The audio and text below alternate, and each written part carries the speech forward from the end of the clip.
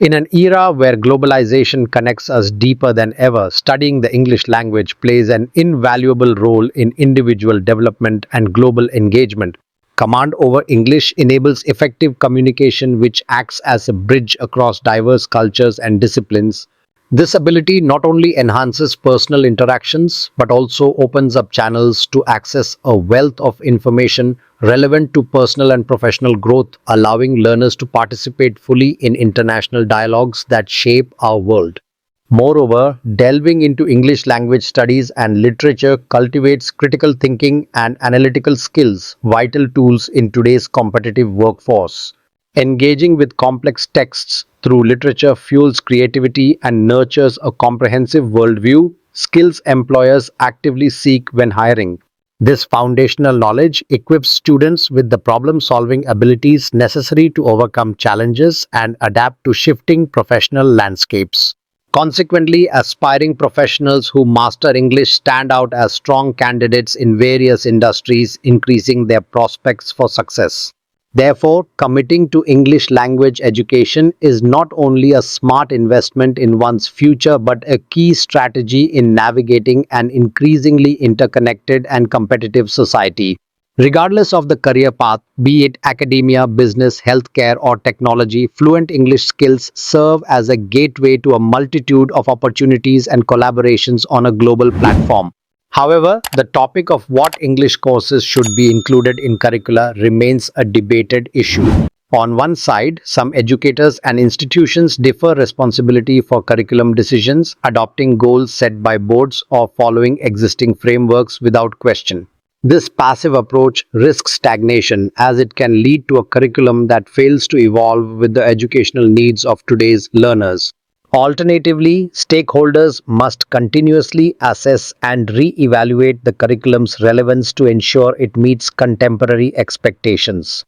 On the flip side, there exists a strong desire among educators and industry professionals to impact curriculum design actively.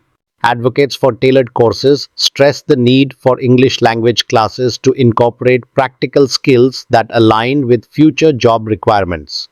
By integrating essential subjects like computer literacy or fields such as nursing and telecommunications into English studies, institutions can enhance student engagement and prepare them for real-world applications.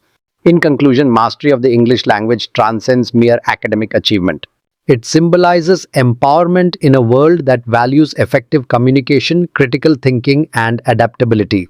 By embracing the study of English and remaining informed about evolving educational needs, individuals and institutions can secure a brighter, more interconnected future. On the other hand, many individuals and groups want to propose what should be taught. They may have special concerns and interests on what should be taught in preparation for future jobs and study, such as job accidents, nursing, navigation and telecommunication, and computer literacy. So those at all levels of instituting should constantly question the purpose of curriculum. Changing circumstances make even the most enduring of subject matters questionable. Of course, some situations offer instructors little freedom to determine ends. The military instructor ordered to train recruits a certain task, for instance. However, having curriculum goals chosen by the largest number of people involved in an educational enterprise is still the best general principle. English language skills, listening and speaking. Listening is not a passive skill. Listening is one of the most important skills learners need in order to learn English as a second or a foreign language. It involves the nature of what a learner is listening to, its clarity, and the listener's ability to understand it. The learner of a language must learn the sound patterns of the target language. They need to learn how speakers express emotions and transfer information. That's why listening skill plays a significant role in language learning. When learners listen to English, they make a conscious effort to hear not only the words that another person is saying, but more importantly, they try to understand the complete message being sent. In listening, learners usually process what they hear to achieve successful communication with others. Research shows that an average of 45% is spent listening compared to 30% speaking, 16% reading, and 9% writing. That is why listening is one of the most important skills in English language learning, since it is a basic skill of communication. "How was the first day of school?" asked Mother as Rima sat down for dinner. Okay, Rima shrugged. No lessons, just settling in. Any new girls in your class? Inquired her father, Mr. Senosier. Only one, Malti, and she is funny, grimaced Rima as she helped herself to the salad. Why do you say that? Asked Mr. Seni. She can't speak much English.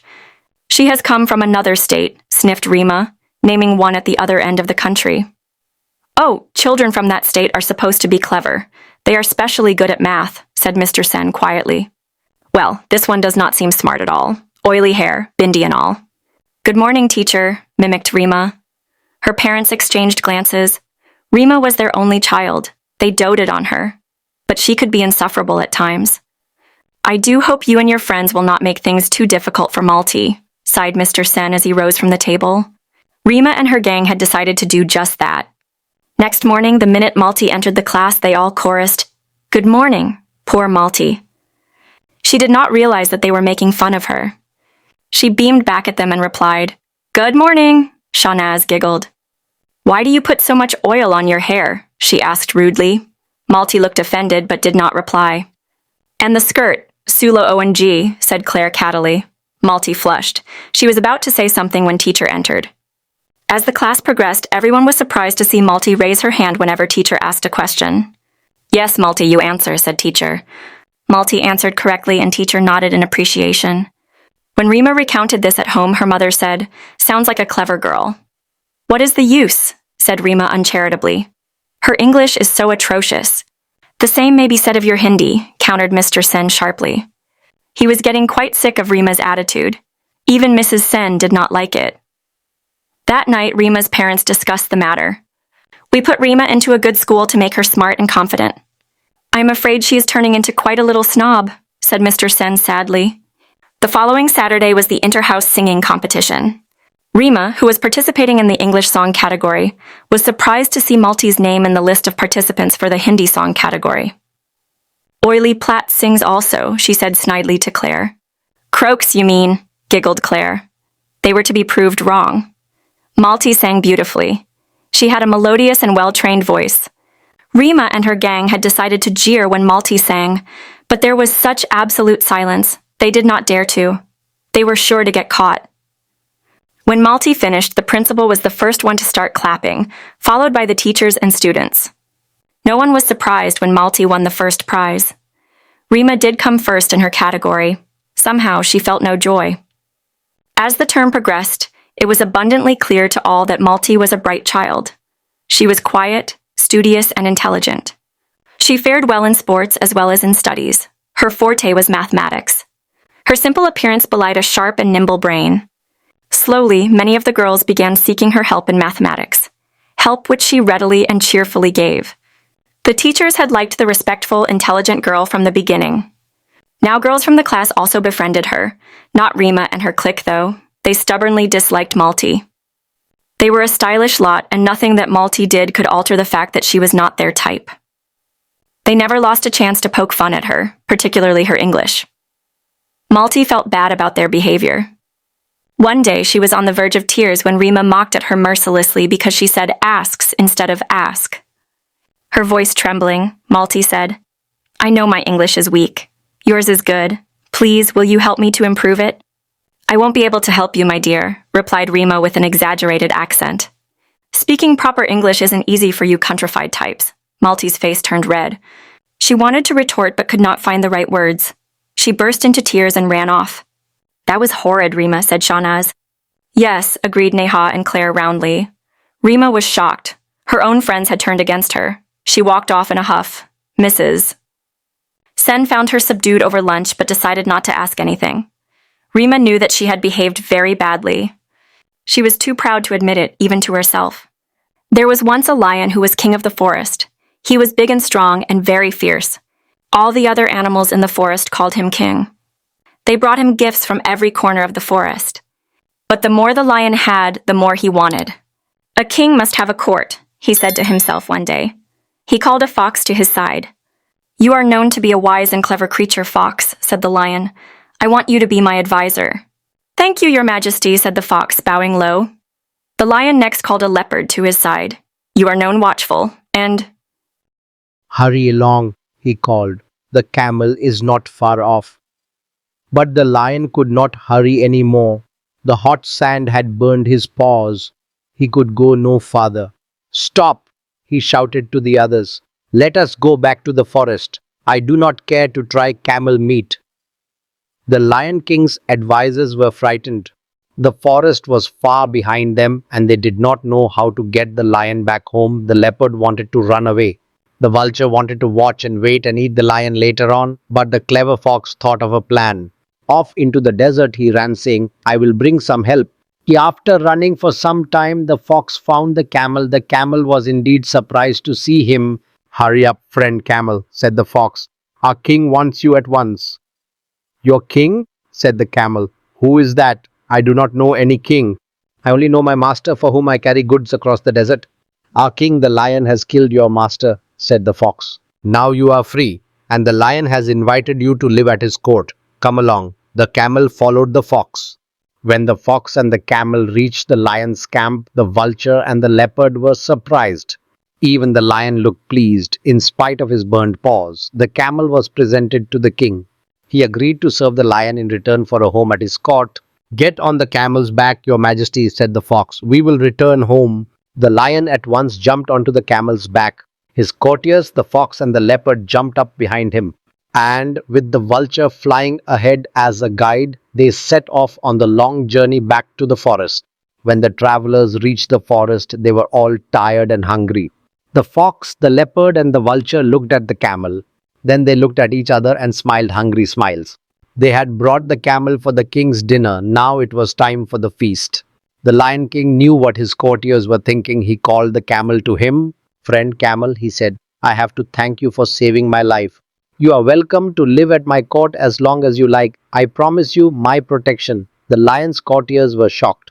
Had they not risked their lives so that he could try camel meat? And the king wanted to let the camel live. The courtiers were not pleased with his decision, yet they could do nothing. Now the lion's paws were so badly burned that he could not go hunting. But that did not keep him from growing very hungry indeed. Fox, leopard, vulture, he shouted. Don't you see that I am ill and hungry? Go and get me some food. The courtiers had to obey the king, so out they went. But they did not go far. They sat down in a safe place and discussed what they could do. I know, said the fox after a while, we shall make the camel ask to be eaten. He told the others of his plan. They all agreed, so back they went to the king. First the vulture stepped forward. Your majesty, he said, bowing low, we have found no food, but we cannot let your majesty suffer. I am a poor creature. Eat me. The fox pushed the vulture aside. I have more meat on me, he cried. Eat me, your majesty. Now the leopard rushed forward. I am not much good, he cried, but I could make a meal for the king. The camel listened to all these offers. He must do as much, he thought. Your majesty, he said, I too am willing to give my life for you. Please eat me instead of these old friends of yours who will be more useful than I am. Well, this was what the fox, the leopard and the vulture were waiting for. They prepared to jump at the camel, but the lion stopped them. You are all good and loyal subjects, he said. My heart is touched by your offers. I accept them all. I shall eat you in the order in which you offered yourselves. Then the vulture, the fox and the leopard were shocked. Away flew the vulture, away ran the fox and the leopard. They were never seen in the forest again. The lion laughed to see them go. Then he turned to the camel and said, You have been loyal and good. You shall be my friend as long as we are alive. The camel was happy and grateful. The lion thought to himself, to be king is good, but to be kind is better. With the tip of her nose pressed to the window of the space shuttle, Sayali sat gazing at the view outside for so long. Still, she didn't seem to be contented. She had read the description of this view several times before and had seen this scene on the video too, but this was different. Reading the description was one thing, watching the pictures and videos captured by the camera was another, but getting an opportunity to view that amazing panorama with your own eyes, being present physically right in the midst of it, was indeed an out-of-the-world experience. No matter how long she sat gazing, her awe and wonder did not seem to abate. The earth gradually appeared to get smaller and smaller in the sky. The azure blue sky was now looking jet black. The clouds had disappeared. The stars were shining bright. This trip to the moon was exorbitant.